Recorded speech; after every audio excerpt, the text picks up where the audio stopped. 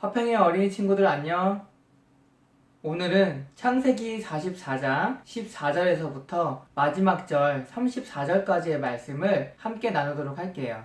지난 시간 걱정과는 다르게 이집트 총리의 환대로 풍족한 양식을 얻게 된 야곱의 아들들은 아침 일찍 짐을 꾸려서 고향 가나안 땅으로 향하기 시작하였어요.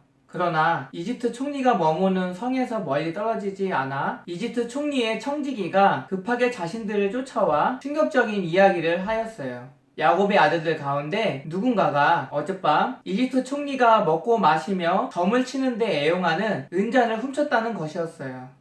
야곱의 아들들은 자신들은 전혀 그런 적이 없을 뿐더러 모함이다라고 주장하면서 자신들의 결백을 증명하고자 하였어요. 야곱의 아들들은 양식 꾸러미를 풀어놓았고 이집트 총리의 청지기는 순차적으로 양식 주머니를 조사하기 시작하였어요. 그리고 놀랍게도 막내 베냐민의 양식 꾸러미에서 이집트 총리의 은잔이 발견되었어요. 사실 베냐민의 양식 꾸러미에서 이집트 총리의 은잔이 발견된 것은 전날 밤 이집트 총리인 요셉이 자신의 청지기에게 시켜 꾸민 일이었어요.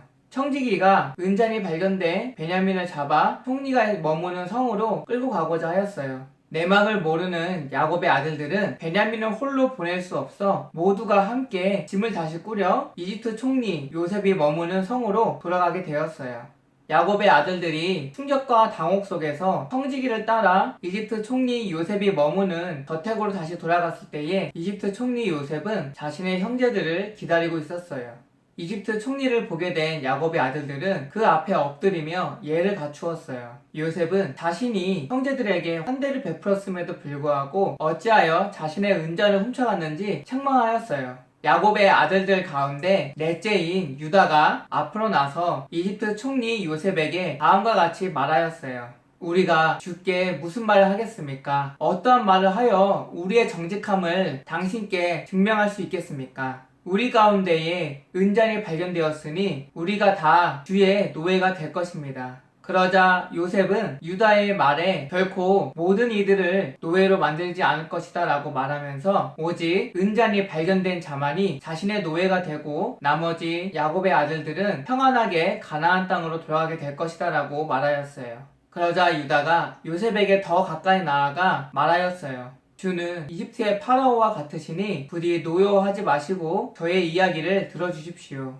이전에 저희가 이집트에 왔을 때에 주께서 물으시기를 너희에게 아비가 있느냐 너희에게 다른 형제가 있느냐 하시기에 우리가 늙으신 아버지께서 계시며 우리에게 막내 형제인 베냐민이 있다라고 말씀을 드렸습니다. 그러면서 원래 아버지에게는 베냐민과 한 배에서 태어난 형제가 있었는데 그 형은 오래전 죽고 같은 어머니 가운데 태어난 형제는 베냐민만 남았으므로 아버지께서 베냐민을 매우 사랑하셨다라는 것을 아뢰었습니다. 그리고 우리의 이야기를 모두 들으신 주께서는 그 아우를 보고 싶다고 말씀하셨고 우리는 아버지께서 그 아우를 절대 보내실 리가 없다라고 말씀드렸습니다. 그러자 주께서 우리에게 말씀하시기를 그 아우와 함께 이 땅에 다시 찾아오지 않으면 결코 주의 얼굴을 뵐 수 없을 거라고 말씀하셨고 우리는 하는 수 없이 가나안 땅으로 돌아가 아버지에게 이 사실을 고하였습니다. 그 후에 우리가 마련한 양식이 모두 떨어지자 우리 아버지께서는 다시금 이집트 땅에 내려가 양식을 좀 구해오라고 말씀하셨고 우리는 총리께서 말씀하셨던 것들을 얘기하면서 우리가 막내 아우를 데려가지 않으면 결코 총리의 얼굴을 뵐 수 없을 뿐더러 우리가 양식을 구할 수 없을 것이다 라고 말하였습니다. 그러자 우리 아버지께서 우리에게 말씀하시기를 나에게 라헬에게서 낳은 아들은 단 둘뿐이다. 그 중 하나인 요셉이 오래전 짐승에게 찢겨 죽었다 생각하고 지금까지 그를 보지 못하였고 이제 라헬에게서 낳은 아들이라고는 베냐민 하나밖에 없는데 너희가 그 베냐민을 데리고 내려갔다. 혹시라도 재앙을 만나 베냐민에게 무슨 일이 생기면 나이가 이 늙은 나이에 고통 가운데 죽음을 맞이할 수밖에 없다.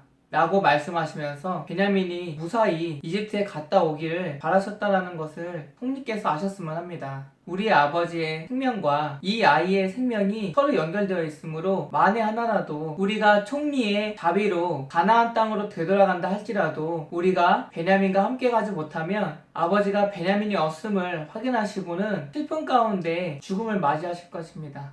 그러니 총리께서는 부디 자비를 베풀어 주십시오. 제가 가나안 땅에서 이곳으로 오기 전에 아버지에게 맹세한 것이 있습니다. 만에 하나라도 베냐민에게 무슨 일이 생기면 제가 영원히 그 죄를 책임지겠다고 맹세하였습니다.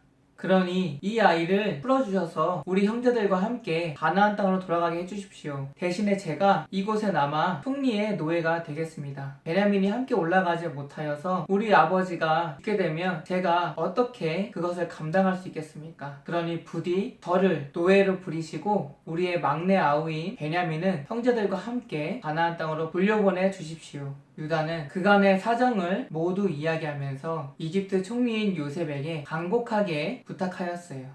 오늘의 이야기는 여기까지예요. 다음 시간에는 유다의 간곡한 부탁 가운데 이집트 총리인 요셉이 과연 어떻게 대답을 할지 같이 살펴보도록 할게요. 그럼 우리 친구들 다음 이 시간까지 건강하고 밝게 하나님의 말씀 가운데서 무럭무럭 자라나는 하루하루 되길 바래요. 우리 친구들 다음 이 시간까지 모두 안녕.